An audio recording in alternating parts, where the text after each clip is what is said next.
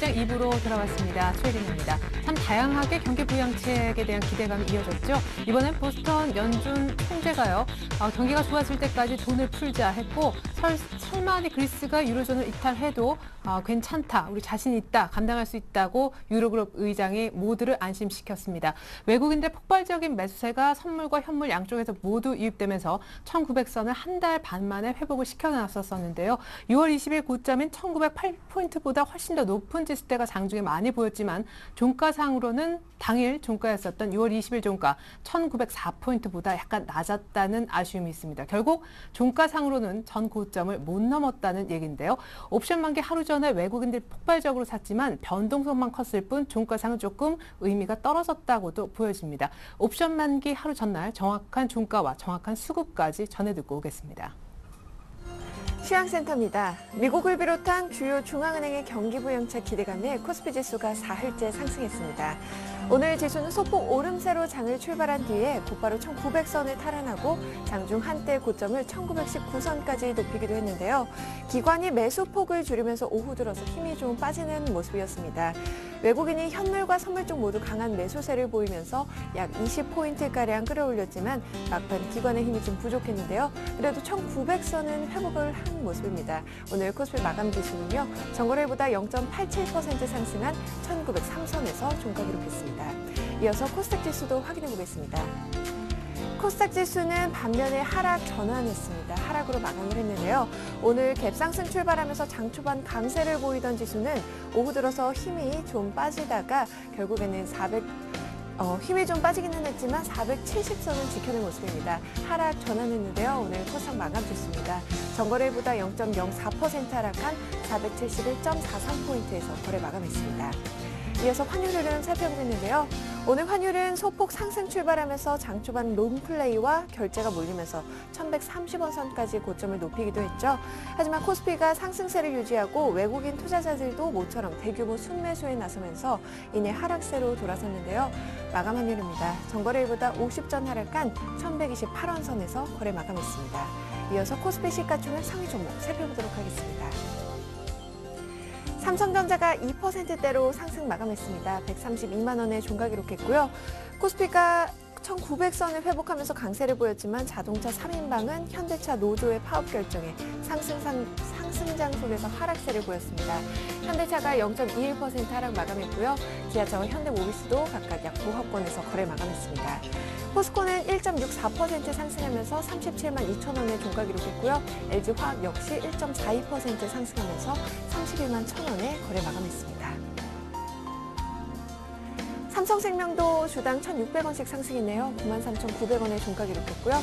신한지주가 1.86% 상승, SK하이닉스 역시 3.41% 오르면서 22,750원에 종가 기록했습니다. 이어서 코스닥 시가총액 상위 종목 살펴보도록 하겠습니다. 셀트리온이 약 보합권에서 27,950원에 종가 기록했습니다. 다음 역시 3.53% 하락하면서 103,800원에 종가 기록했고요. 파라다익스 역시 2.6% 하락세를 보였습니다. 반면에 서울반도체는 막판에 상승폭을 더 키웠네요. 4.23% 오르면서 22,200원에 종가 기록했고요. CJ호쇼핑 역시 강보합권에서 거래 마감했습니다. SM은 1.21% 하락하면서 49,100원에 종가 기록했고요. 젠백스 역시 1% 가까운 하락세를 보였습니다. 반면에 포스코 ICT는 0.74% 상승했고요. CJENM 역시 0.84% 오르면서 23,900원에 종가 기록했습니다. 이어서 오늘의 특징 업종 및 테마 종목 살펴보도록 하겠습니다. 오늘 장은 오후 들어서 하락 전환한 운송장비와 기계업종을 제외하고는 모든 업종이 상승했습니다. 먼저 IT주부터 살펴보겠는데요. 오늘 IT주는 외국인과 기관의 순매수가 유입되면서 상승세를 보였죠. 종목별로는 좀 등락이 엇갈렸는데요. 삼성전자는 하루 만에 반등하면서 주가 130만 원 선을 넘어섰습니다. 오늘 주당 26,000원씩 상승하면서 132만 원에 종가 기록했고요. SK하이닉스가 2분기 실적보다 3분기 메모리 산업이 회복될 것이라는 기대감에 3%가 넘는 강세를 보였습니다. 22,750원에 종가 기록했고요. LG전자 역시 0.92% 상승했습니다. 반면에 LG 디스플레이와 삼성전기는 장중에 하락 전환하면서 오늘장 삼성전기는 1,000원씩 빠지고 10만 5천 원에 종가 기록했습니다. 증권주가 코스피 1900선 회복과 함께 동반 강세를 보였습니다. 증권주 살펴보겠습니다. 오늘 삼성증권은 1.82% 오르면서 54,400원에 종가 기록했습니다. 대우증권과 우리투자증권도 각각 1%가 넘는 상승세를 보였고요. 키움증권이 3.76% 상승 마감, 그리고 한국금융지주도 5%가 넘는 급등세를 보이면서 37,100원에 종가 기록했습니다. 4대 은행주가 2분기 실적이 지난해에 비해 거의 반토막 수준으로 악화됐지만 주가는 큰 영향이 없는 것으로 나타났는데요. 정책 부양 기대감으로 유로존 우려가 완화될 것이라는 전망이 주가에 긍정적으로 작용한 모습입니다. 오늘 KB금융은 1.83% 상승했고요. 신한지주가 1.86% 상승하면서 35,550원에, 우리금융은 오늘장 3%가 넘는 강세를 보였습니다. 11,050원에 종가 기록했고요. 하나금융지주 역시 1.87% 오르면서 35,500원에 종가 기록했습니다. 여당의 공천 헌금 파문에 대선 주자로 꼽히는 안철수 서울대 원장의 지지율이 높아질 것으로 전망되면서 안철수 테마주도 강세를 보였습니다. 오늘장 안내분 강보합권에서 거래 마감했고요. 써니전자가 8%가 넘는 급등세, 그리고 우성사료가 3.51% 강세를 보였습니다. 캐시피드 역시 3.93% 오르면서 3,970원에 종가 기록했습니다. 하이마트가 2분기 실적이 악화된 실적을 발표했음에도 불구하고 3일째 상승세를 보였습니다. 전문가들은 폭염으로 인한 여름 가전의 매출이 20% 이상 상승하고 있고, 갤럭시 S3에 따라 모바일 관련 매출이 30% 이상 증가하고 있는 것도 하이마트의 주가 상승을 부추기고 있다고 분석했는데요. 오늘장 5%가 넘는 급등세를 보이면서 54,900원에 종가 기록했습니다. NC소프트가 2분기 영업손실이 76억 원으로 전년 동기 대비 적자 전환했다고 공시하면서 오늘장 큰 폭으로 하락했는데요. 오늘 주당 11,000원씩 하락하면서 22만 4천원에 종가 기록했습니다. 메디포스트 역시 2분기 적자 전환했다고 공시했습니다. 전년 동기 대비 적자 전환했는데요.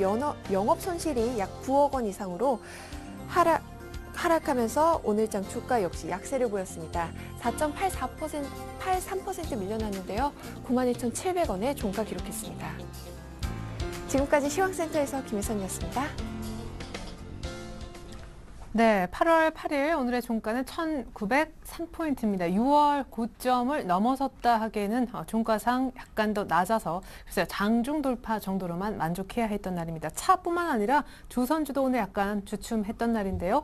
여의도 쪽 정리를 먼저 들어볼게요. NH투자증권의 김중원 연구위원부터 만나보겠습니다. 안녕하세요. 네, 안녕하세요. 네, 옵션 만기 하루 전에 이렇게 많이 오를 수 있나요? 하지만 장중 고점 대비 종가는 좀 아쉬웠던 것 같습니다. 정리부터 부탁드릴게요. 네, 먼저 좀 증시 시황을 좀 정리해드리면, 경기 부양책 기대감에 힘입어서 미국과 유럽 증시 등이 상승 마감했고요. 더불어 이제 국내 증시도 상승 마감했는데요.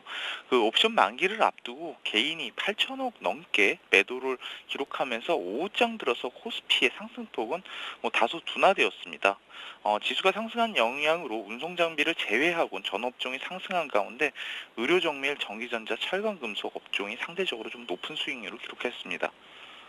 이렇게 옵션 만기 앞두고 며칠 사이에 급하게 쌓인 차익 잔고가 혹시 내일 매물화되지 않을까, 이 부분 걱정을 아니할 수 없는데요. 네, 그렇습니다. 저 옵션 만기와 관련해서 좀 부담이 있는 것이 사실입니다. 그래서 실제로 7월 만기 이후에 차익 프로그램 매수 누적 금액을 살펴보면 좀 1조 네. 1천억 원이 넘게 유입된 점을 고려한다면 아무래도 만기일 부담은 존재하지만 물량 부담에도 불구하고 최근에 그 외국인 같은 경우에 금일 1조 원이 넘게 선물을 순매수했는데, 증시 시황이 좋게 작용한다면 이러한 부담감을 또 이겨낼 수도 있을 걸로 보고 있습니다.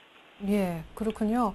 그러면 내일 만약에 옵션 만기로 조금 변동성 매물이 좀 나온다 할지라도 이렇게 크게 빠지진 않을 거다라고 보시는 거예요. 덧붙여 중국 지표도 내일 무게감 있는 물가 지표가 나오지 않습니까? 예상치도 궁금합니다. 네, 그렇습니다. 중국 관련해서 주요 지표들이 내일하고 모레 사이에 다 나오는데요. 말씀하신 물가 지표, 산업 생산 지표, 그리고 고정자산 투자 등 GDP와 상관이 굉장히 높은 지표들이 나오기 때문에 투자자들께서 내일 발표되는 지표에 관심을 좀 많이 가지셔야 될 것 같고요.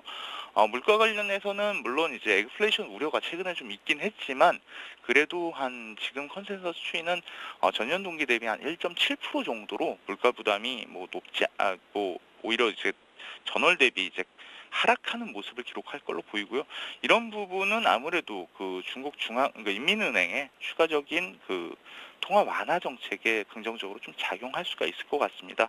이제 다만 좀 우려가 되는 부분이 이제 당초에 제가 이렇게 전망을 드리기에 그 8월 중순 이후부터는 어차피 글로벌 경기가 2분기가 저점으로 3분기 경제지표 개선이 좀 확인되면서 좀 점진적으로 연말로 갈수록 오를 수 있을 거라고 말씀을 드렸는데 최근에 보면 증시가 좀 가파르게 올라왔죠. 그래서 7월 말과 8월 초 들어서 이제 미국과 유럽 쪽에서 경기 부양 기대가 강화되면서 뭐 1900선을 오늘 상회했는데요.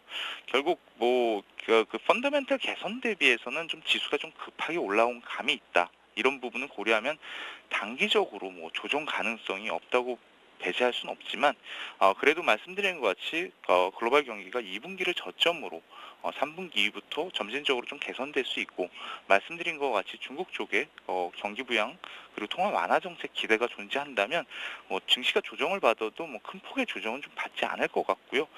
그래서 뭐 장기 투자자 입장에서는 연말까지 계속 바이앤홀드 전략이 좀 유효할 수 있을 것 같은데요.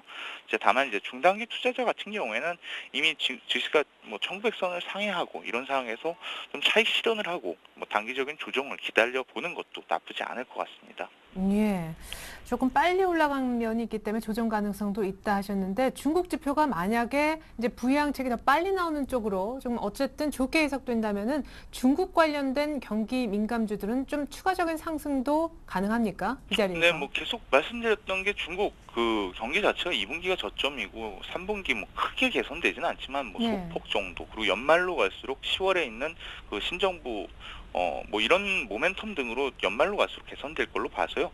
그러니까 어차피 그 하반기에서는 중국 관련에 좀 관심을 많이 가져야 되는데 다만 이제 내일 발표되는 뭐 물가 관련 지표는 호재일 수 있지만 뭐 산업 생산, 고정조선 투자 이런 관련 지표들은 아직까지 의미 있게 개선되기를 기대하기는 조금 쉽지는 않다. 이런 부분이 있기 때문에 너무 급하게 생각하실 필요는 없을 것 같고요. 다만 하반기로 갈수록 계속 뭐 통화 완화 정책 기대 혹은 이제 그 경기 부양 효과에 따른 지표 개선 이런 부분이 확인될 수 있기 때문에 조금 긴 시각으로 접근하셔도 괜찮을 것 같습니다. 네, 그건 이제 중국 관련주에 대한 긴 호흡에 대한 주문까지 들어봤습니다. 네, 지금까지 NH투자증권 김중원 연구위원의 도움 말씀이었습니다. 전략 감사합니다. 감사합니다.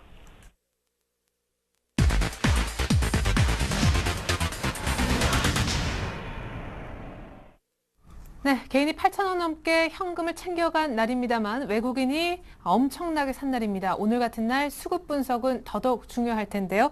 중앙경제연구원 남은우 원장님 연결해 보겠습니다. 안녕하세요. 네, 안녕하십니까. 네, 외국인들이 돈을 쏟아 부은 날입니다. 현 선물 같이 사면서요. 어떤 종목을 집중적으로 사들였나요?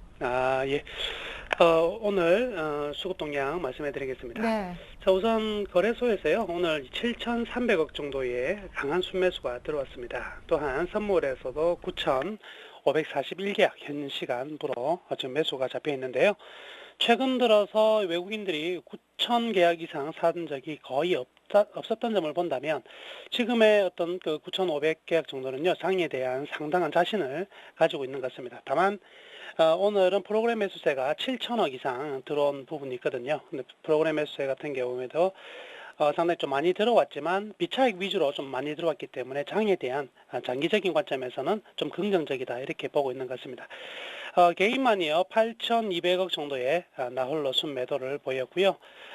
투신권 같은 경우에는 375억 정도의 매수가 들어왔었는데요.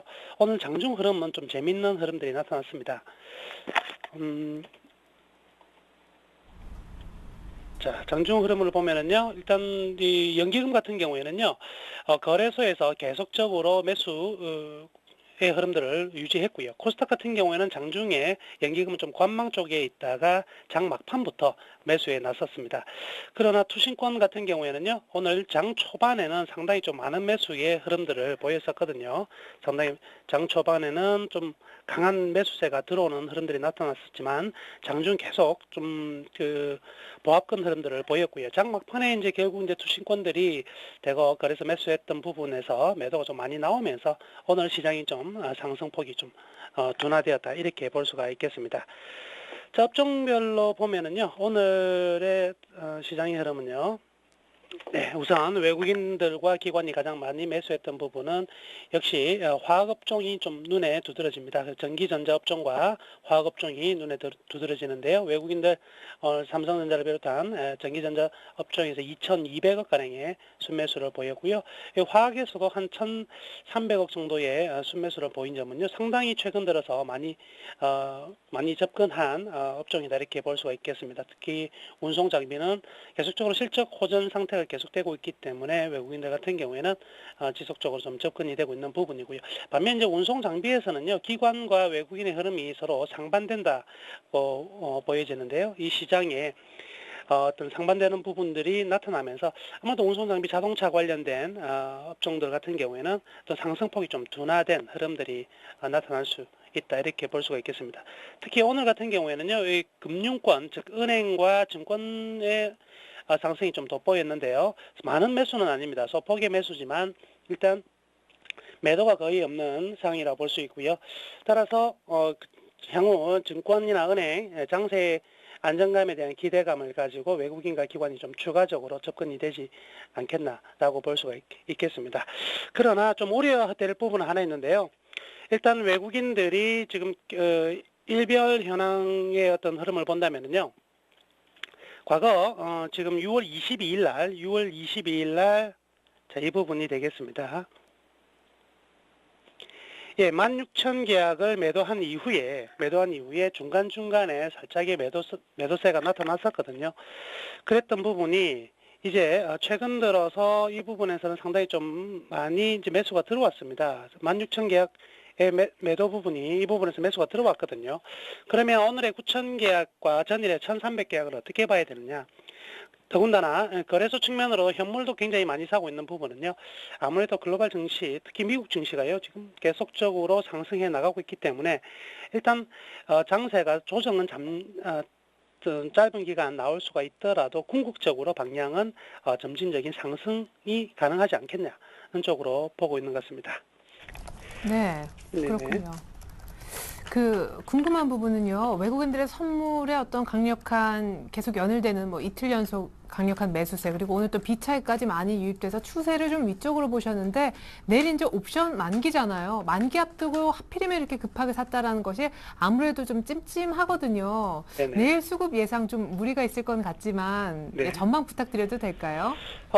일단 좀 외국인들의 어떤 옵션에 대한 계약은요, 충분히 거래가 많이 늘어난 부분은 없기 때문에요. 따라서 큰 문제는 없을 것 같습니다. 다만 일단 오늘 많이 산 부분이 내일 오늘 장중에 미국의 어떤 선물 지수와 그리고 중국 증시 이런 내일장에 대한 기대감들이 같이 묻어나면서 샀다고 이렇게 보여지거든요. 그래서 미국 증시가 어떤 큰 폭의 상승을 만들어내지 못하고 보합선에서 끝이 난다면 내일은 좀 수급적으로 좀 이런 오늘 과도한 매수에 의한 좀 매도 부분이 나올 수 있지 않겠나. 그래서 좀 조심스러운 내일 하루가 될 것 같습니다. 근데 큰 충격은 없겠지만은 기본적으로 미국 증시보다는 좀 약한 증시가 되지 않을까 이렇게 생각을 해볼 수가 있겠네요. 그렇군요. 자, 그렇다면 오늘 특별한 이슈가 있어서 좀 급등락을 펼쳤던 특징적인 종목이 있다면요. 예, 특징주 살펴보겠습니다. 자, 우선 제일 먼저 SK 하이닉스를 말씀해 드리겠습니다. 자, SK 하이닉스 같은 경우에는 지금 월요일 날 제가 관심주로 설정해 드렸던 종목인데요. 일단 좀 최근에 아직까지는요, 반도체 시황이 썩 좋은 상황은 아닙니다.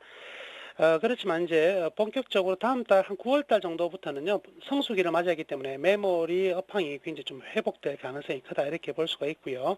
그리고 주요 업체들의 가동률과 생산 규모 조절이 본격적으로 진행되고 있는 시점이기 때문에 아마 9월부터의 반도체 가격 상승은 충분히 나타날 수 있다 이렇게 볼 수 있을 것 같습니다. 그에 따라서 오늘 같은 경우는 기관들 그리고 소폭의 외국인들이 참여하면서 일단 추세를 지금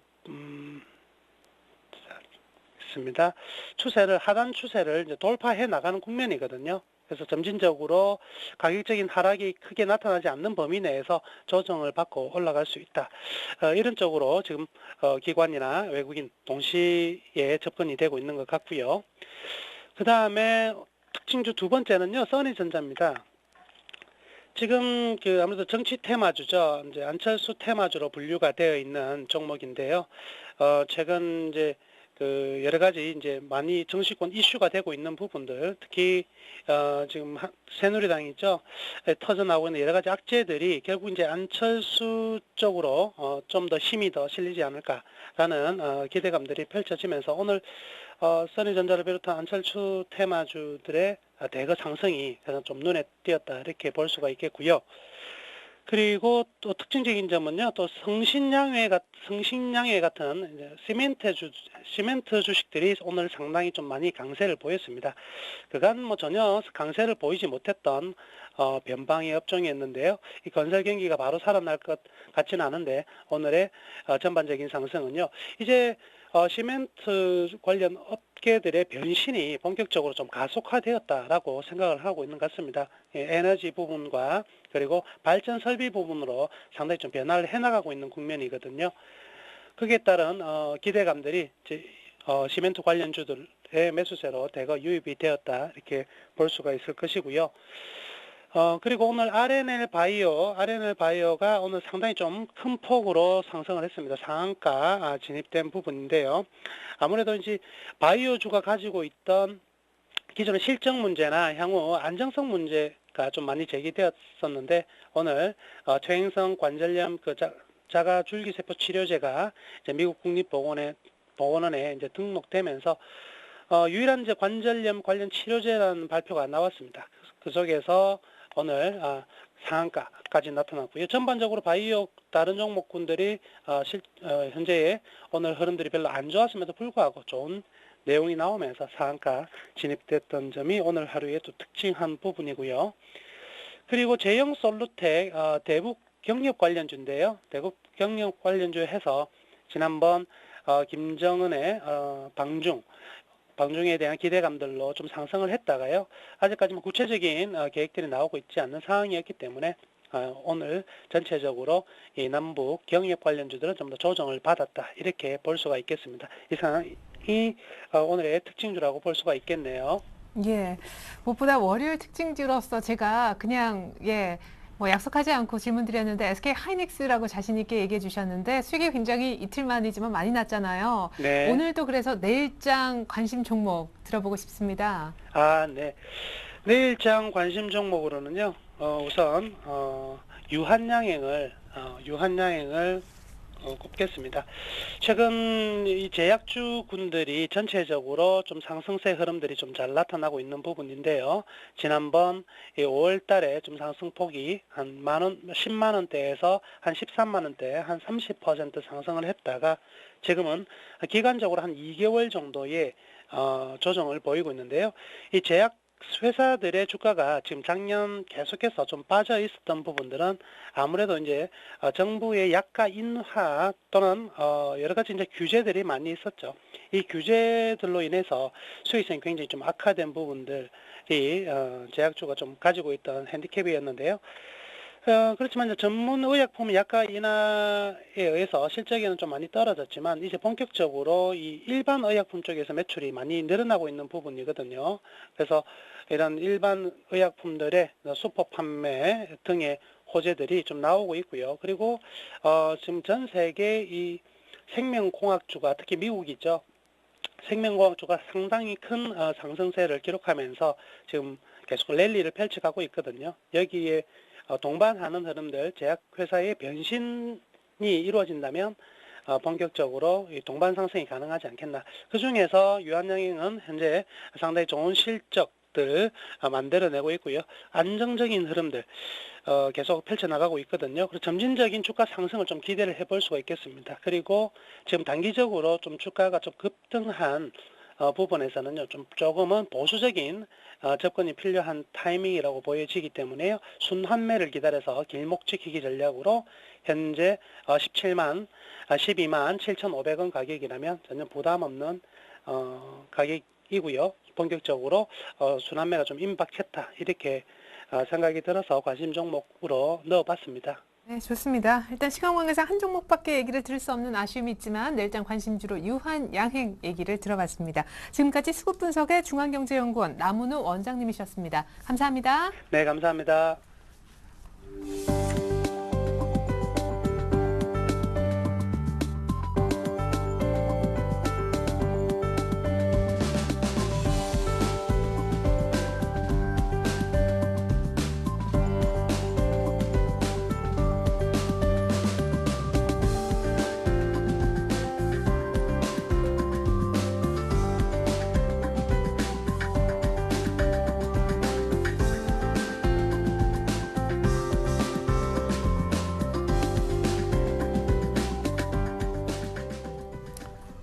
정말 중요한 날입니다. 방금 일정 보셨을 텐데요. 일단 코스피 1900포인트 재진입에는 성공을 했습니다. 내일장 어떻게 하면 옵션 만기 불구하고 수익을 낼 수 있는지 이길 수 있는 방법 연구를 좀 해보겠습니다. 두 분의 전문가와 함께 할 텐데요. 대신증권 상암 DMC 지점의 장준호 대리님 그리고 유진투자증권 잠실 지점의 전재우 과장님 모셔봤습니다. 두 분 안녕하세요. 네, 안녕하십니까. 네, 자, 두 분이 내일장에서 이렇게 하면 수익을 낼 수 있다고 말씀하고 계신데요. 먼저 한번 얘기를 모아봤습니다. 네, 내일장 어떻게 할까요? 다이렉트로 여쭤본 전략. 먼저 질문입니다. 주식 사도 되나요? 내일 변수는요? 종목을 고를 때 선정 기준은요? 뭘 사면 됩니까? 이렇게 네 가지를 여쭤봤습니다. 자, 장준호 대리님은요, 내일 사지 말고 그냥 지켜보자 하셨고, 전재우 과장님은 비중을 오히려 좀 줄이면서 단기 트레이딩 정도만 계속하자 하셨습니다. 자, 장준호 대리님은 내일 변수로 역시 옵션 만기를 꼽아주셨고요. 전재우 과장님은 중국 지표와 유로화 강세 지속 여부를 체크사항으로 얘기를 하셨습니다. 장준호 대리님은 외국인 관심 대형주 중에서 한번 종목을 골라보는 것이 좋겠다 하셨고, 전재우 과장님은 개별 중소형주, 여기서 의견이 완전히 갈리네요. 자, 최종적으로 장준호 대리님은 코텍이라는 종목을 사자고 하셨고, 전재우 과장님은 이오 테크닉스를 내일장 관심 종목으로 얘기하고 계십니다. 자, 하나하나 얘기를 다시 한번 이유와 함께 풀어보도록 하겠습니다. 자, 먼저 장준호 대리님, 내일 주식 사도 됩니까? 하니까 관망.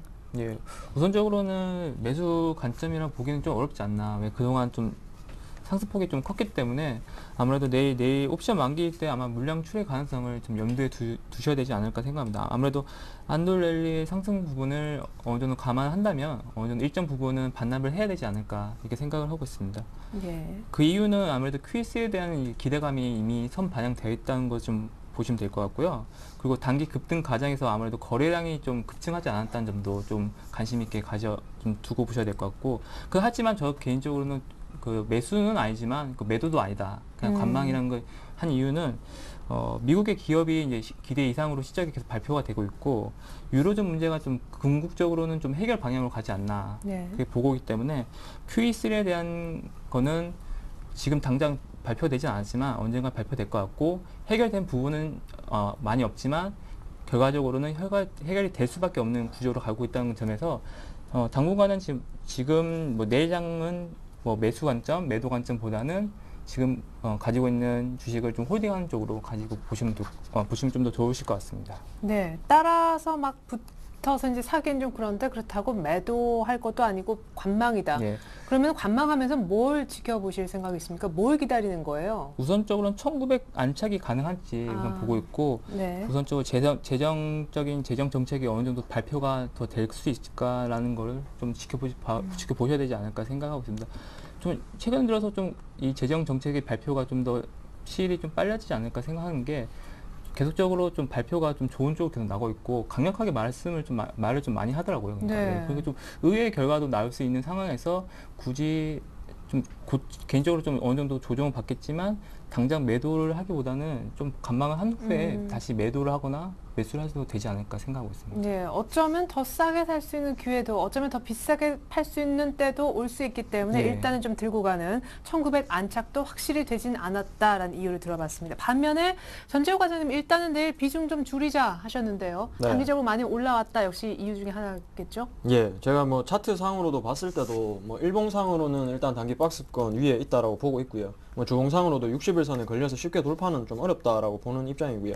그러니까 최근에 들어서 이제 유럽 위기가 어느 정도 안정화돼 가는 그런 흐름에 따라서 이제 뭐 안전 자산 선호 현상이 다소 완화된 부분들은 있지만은 실질적으로 뭐 투자자 여러분도 아시겠지만 ECB 총재, 뭐 드라기 총재가 뭐 나를 믿어달라 해서 믿었는데 결국 나온 게 아무것도 없었고, 나온 게 아무것도 없는데 또 거기에서 뭐 국채를 매입할 수도 있다, 단기적으로 어떤 정책을 수준에 펴겠다라는 어떤 기대감 때문에 또 지수가 이만큼 올랐거든요. 네. 그러면 이걸 역설적으로 다르게 생각해 보시면, 말로 이만큼 올랐는데 그러면 다시 그만큼 시장이 쉽게 빠질 수 있다라는 거에 대해서도 한번 염두에 두셔야 된다는 거고요.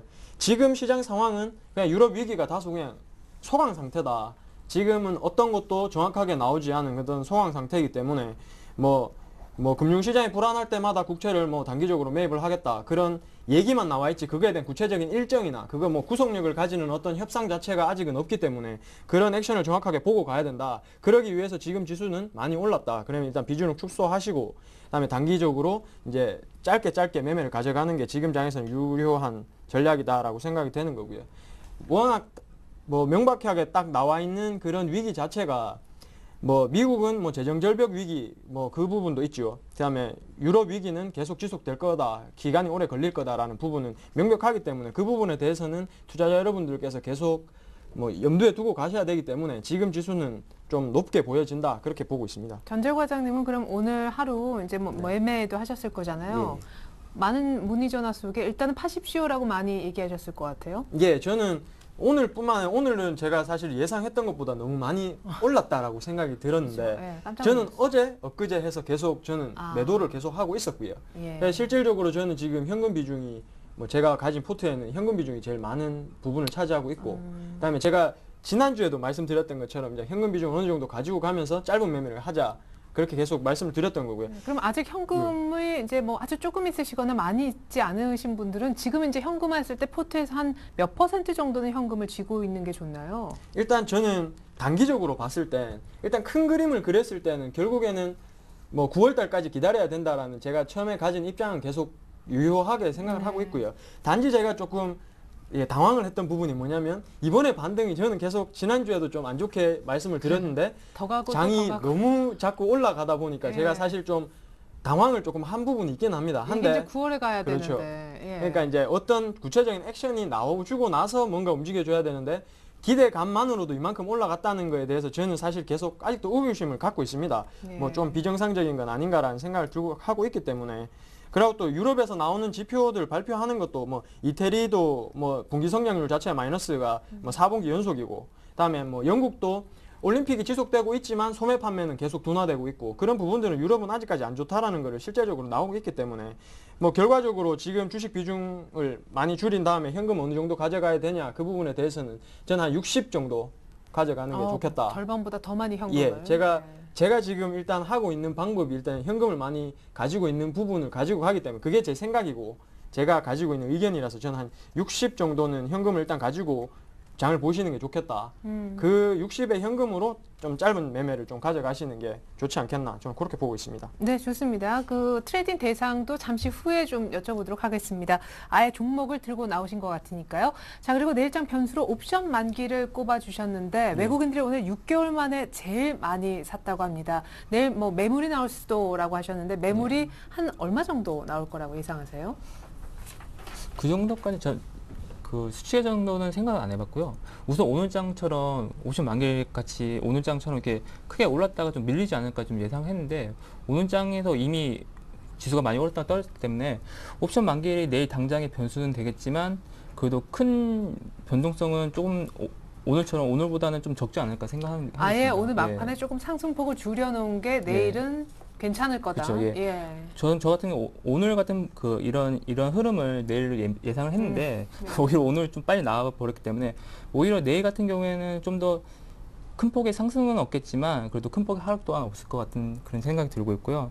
하지만 옵션 만기 단순히 하루만 그치는 게 아니고 만기 지난 후에부터 좀 더 이제 조정이 본격적으로 좀 들어갈 수 있지 않을까 생각하고 있습니다. 왜요?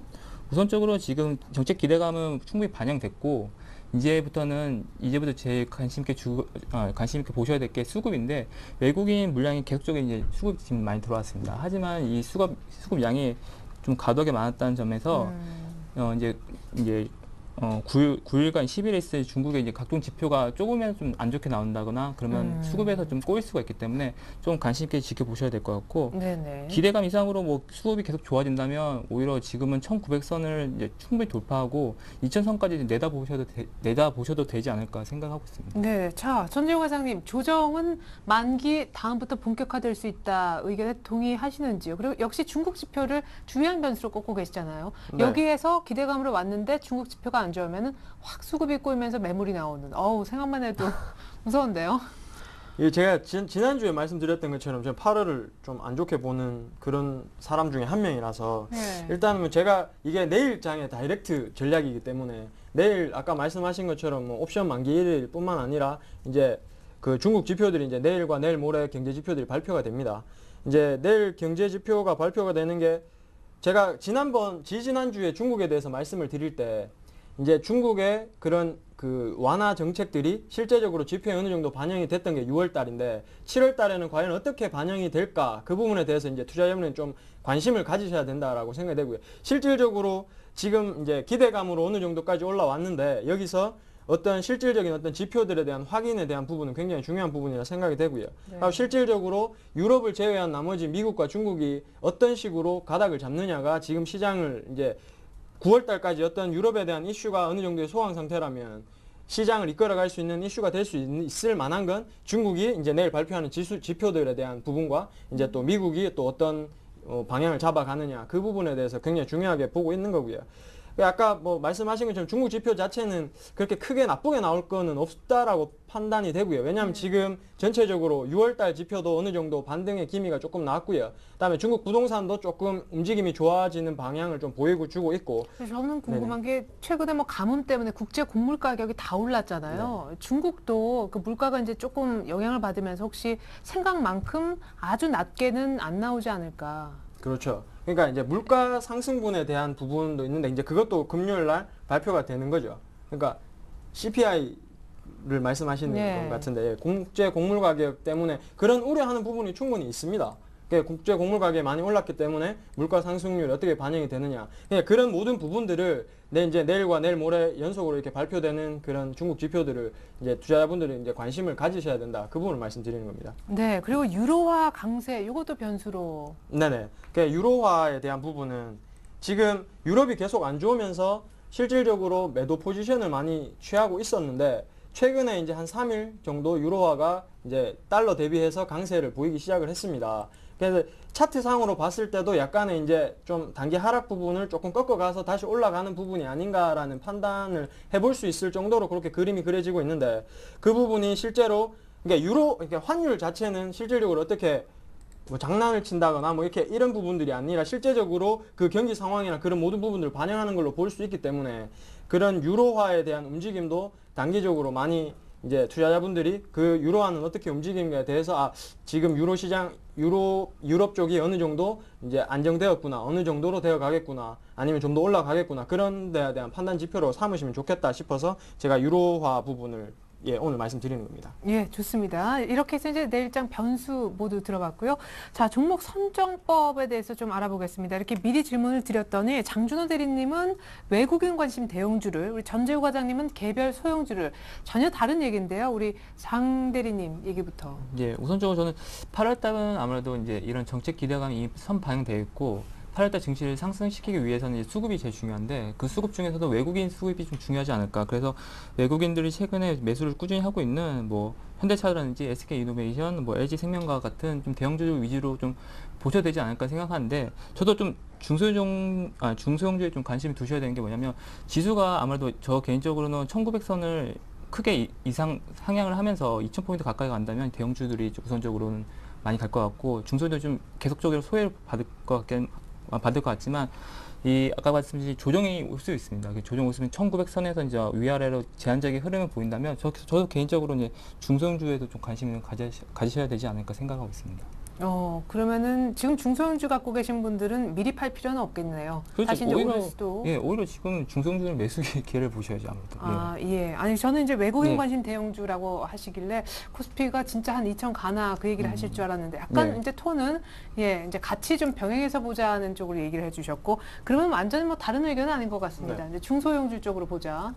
네, 제가 지금 부분에서 현금 부분을 많이 늘리고 또 지금은 좀 매도를 좀 하셔야 된다라고 말씀드리는 게 일단 지수가 1900을 넘어서고 나서는 분명히 또 펀드 환매 물량이 또 나올 수가 있고요. 그렇게 되면 대형주 같은 경우에는 또 힘을 크게 받기가 좀 어렵다. 저는 그렇게 보는 부분도 있고 그다음에 실질적으로 종목들을 이렇게 꾸준히 이렇게 많이 보시는 분들은 아시겠지만 지금 어느 정도 대형주로 뭔가 매매를 해서 뭔가 수익을 내겠다라는 그런 부분에 대해서 좀 찾아보시면 사실 대형주로는 수익 내기가 굉장히 어려운 시장이거든요. 지금 시장이. 그냥 뭐 정유차, 뭐 IT, 항공 이쪽 부분 좀 부담스러운 구간까지 왔고, 그나마 그동안 계속 그 업황이 안 좋아서 좀 안 좋게 이제 계속 뭐 빠져 있었던 뭐 조선, 철강, 뭐 기계, 뭐 금융 이런 쪽이 또 오히려 또 어느 정도 들어오는데, 그런 부분에 봤을 때 어떻게 생각을 하시냐면 정말 기관이나 그런 쪽에서도 사실 살 게 좀 저렇게밖에 안 보이는구나, 저는 그렇게 보는 것도 있거든요. 그래서 사실 지수에 영향을 많이 받는 대형주 같은 경우에는 뭐 내일 전략에는 좀 어렵다, 좀 그렇게 보고 있고요. 지수가 다시 많이 크게 빠졌을 때는 좀 자신감 있게 대형주로 가셔서 대형 우량주로 수익을 내시는 게 좋지만, 지금 같은 경우에는 좀 많이 어렵다라고 생각이 되고, 중소형주 같은 경우에도 그 좀 전에 뭐 그 원장님께서도 뭐 R&R 바이오 같은 그런 개별 종목들이 뭐 상한가 같다고 말씀을 하셨는데, 네. 뭐 그런 거 보시면 이제 바이오 관련주들이 사실 작년도 8월 달도 그렇고 시장이 좀 어수선하고 어려울 때 그런 바이오주 관련주들도 좀 관심 있게 보셔야 될 것 같고요. 특히 오늘 같은 경우 시젠 같은 종목도 좀 많이 올랐었거든요. 네. 그러니까 시젠 같은 종목도 보시면은 뭐 저희 지점 가까이 있어서 제가 한번 탐방도 갔다 온 적이 있었는데, 네. 그 회사 자체적으로 사실 굉장히 비싸게 느껴질지 모르지만 기술력 자체는 굉장히 좋은 회사라서 좀 지금 시점에는 어느 정도 매수 관점으로 보셔도 될 것 같고, 그다음에 뭐 자동차 업종 자체가 지금 약간 부담스러운 건 맞지만, 뭐 자동차 중에서 자동차 부품 중에 굉장히 작은 종목들 있지 않습니까? 뭐 세종공업이나 뭐 한일이화 이런 종목들, 아니면 이제 독점적인 기술력을 가진 회사들, 뭐 제가 오늘 추천하는 종목도 되는데, 그런 독점적인 기술을 가지고 있는 그런 종목들로 매물을 좀 짧게 보시고 가시는 게 좋겠다, 저는 그런 전략을 추천드립니다. 네, 사실 뭐 이제 중소형주 두 분도 좀 보자 얘기를 하셨지만, 오늘 1900 돌파하니까 제 지인분 중에 한 분은 바로 이런 얘기를, 전화해야 되겠다. 왜요? 하니까 펀드 환매. 예.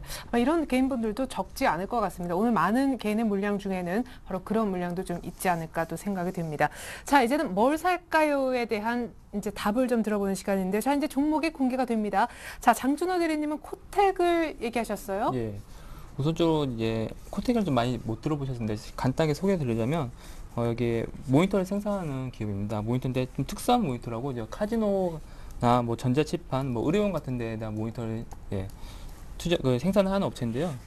코텍 같은 경우에는 이제 제품 다변을 통해서 장기 성장이 좀 예상되고 있습니다. 그리고 삼성 메디슨의 이제 인상용 모니터를 납품을 하고 있고, 최근에 아이디스 홀딩스라는 그 회사의 피인수가 됐는데, 아이디스 홀딩스는 뭐 세계적인 이제 보안 업체, 통합 솔루션에서 굉장히 강점을 가진 이제 소프트웨어가 중심인 회사인데, 아마도 이런 하드웨어적인 코텍같이 하드웨어가 좀 강한 이런 업체를 인수했기 때문에 같이 결합된다면 시너지 효과 측면에서 굉장히 좋아질 거라 생각하고 있습니다. 차트를 보면 설명드리도록 하겠습니다. 우선적으로 저는 개인적으로 내일 옵션 만기일 때 아무래도 주가에 대한 조정이 있지 않을까 생각하기 때문에, 코텍은 내일 시초가보다는 내일 종가로 한번 매수해 보시는 게 낫지 않을까 생각하고 있고요. 네. 목표가는 좀 짧게 잡았습니다. 1,700원 선에서 이제 목표를 실현했으면 좋겠고요. 손절가는 우선 9,800원 잡았는데 굉장히 짧게 잡았는데, 지금 한 3개월, 4개월 동안 좀 주가가 좀 지지부진했기 때문에, 좀 지수가 9,800원 아래로 내려간다면 크게 좀 급락할 가능성도 염두에 두셔야 되기 때문에, 9,800원 아래에서 종가가 끝난다면 가감하게 손절을 한번 하시는 것도 좀 짧게라도 손절을 하시는 게 좋으실 것 같습니다. 네, 목표가도 손절가도 모두 타이트했습니다. 코텍을 한번 사보자 얘기 들어봤고, 이번에는 이오테크닉스 아까 얘기하시더라고요. 독점적 기술. 네네. 그 제가 오늘 그 내일 전략에서 말씀드렸던 것처럼 이제 독점적 기술을 가지고 있는 회사죠. 이렇게 이오테크닉스라는 회사인데요. 이 회사는 이제 그 레이저 마킹 세계 1위 업체고요. 그다음에 이제 올해부터 이제 웨이퍼 다이싱 장비가 이제 삼성전자에 이제 납품이 되기 시작을 하는데, 매출이 이제 급격히 이제 하반기부터 굉장히 좋아질 수 있기 때문에 이런 이제 실적 턴어라운드와 이제 고성장이 기대되는 이런 이오테크닉스 같은 경우에 굉장히 좋아 보이고요. 그다음에 이 주식 자체가 크게 많이 빠지는 주식이 아니라서 조금 편안하게 가지고 가실 수 있다고 생각이 되고요. 매수가는 내일 시초가, 목표가는 37,800원이고요. 손절가는 32,000원으로 잡았습니다. 예, 좋습니다. 이오테크닉스 설명까지 들어봤습니다. 지난주 추천 종목 AS도 이어서 좀 들어보고 싶은데요. 자, 우리 장준호 대리님의 인터파크, 뭐 자회사 실적 개선 얘기도 하셨는데 오늘 조금 빠졌어요. 예, 오늘 좀 주가가 빠졌는데, 그래도 아직까지는 크게 걱정할 정도는 아니지 않나 생각을 하고 있고요. 우선 목표가 6,000원 계속 유지하도록 하는 게 좋을 것 같고, 지금 같은 경우는 지수 변동성이 좀 있을 수도 있으니까 좀 지금 추가 매수하시기보다는 가지고 있는 걸 좀 홀딩하는 쪽으로 하시는 게 좋으실 것 같습니다. 네, 역시 목표가는 6,000원이시고, 예. 예, 좋습니다. 자, 이번에는 우리 전재우 과장님의 에스텍파마 좀 볼 텐데, 자, 제 기억으로는 지난주에 9,500원 목표가가 달성돼서 8% 수익이 난 자리에서 뭘 살까에 대한 답으로 또 에스텍파마를 그렇죠. 또 사자 했는데 이번엔 12% 이상 결국에 이 종목으로 20% 지금 수익을 네. 축하드립니다. 아유, 고맙습니다. 예. 네, 일단 뭐 회사 자체에 대한 부분들이 분석이 좀 잘 돼 있어서 이건 좀 괜찮게 나왔던 것 같고요. 지금 뭐 AS는 이제 수익률 많이 왔기 때문에 이제 전고점 비슷하게 예. 왔거든요. 그러니까 이제 목표가에 왔기 때문에 욕심 더 부리지 마시고 뭐 지금 다 나오시는 게 맞을 것 같다고 생각이 되고요. 오늘도 약간 빠지기는 했지만은 뭐 일단 종목은 괜찮았던 것 같고 일단 뭐 매도를 하시고 이제 수익을 실현하시는 게 좋을 것 같습니다. 왜 더 가져가기는 좀. 일단은 뭐 지금 단기적으로 뭐 일단 많이 올랐던 부분이 있고요. 네. 그다음에 그 모든 주식이 그런데 욕심을 내기 시작할 때부터 사실 좀 굉장히 어려워집니다. 맞아요. 그래서 목표를 하셨으면 네. 그 목표에 왔었을 때 목표 수익을 뭐 실현을 하시고 네. 손절가가 오면 과감하게 손절하시는 게 장기적으로 봤을 땐 이익이 될 거라고 저는 확신을 하기 때문에 일단 목표가 도달을 했기 때문에 빠져나오시는 게 좋을 것 같습니다. 이상입니다. 예, 좋습니다. 자, 8%, 12% 이렇게 되면 428, 4312, 440. 오늘 이제 종목 이오테크닉스로 다음 주에 16% 수익.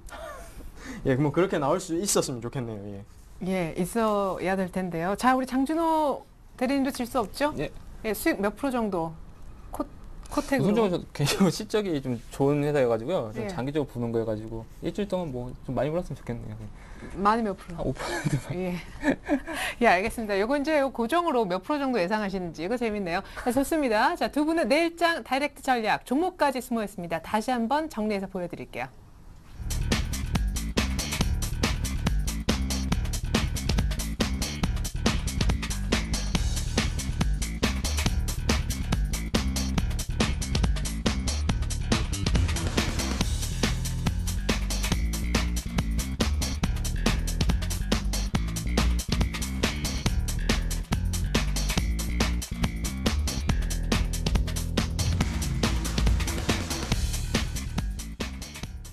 네, 일주일 동안 정말 높은 수익을 거두신 두 분입니다. 코텍과 이오테크닉스를 각각 추천하셨는데 일주일 후 수익률 역시 기대해 보겠습니다.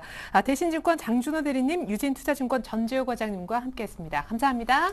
감사합니다. 네, 자 이상으로 오늘장 내일장 2부 마칩니다. 전 내일 옵션 만기일에 다시 오겠습니다. 고맙습니다.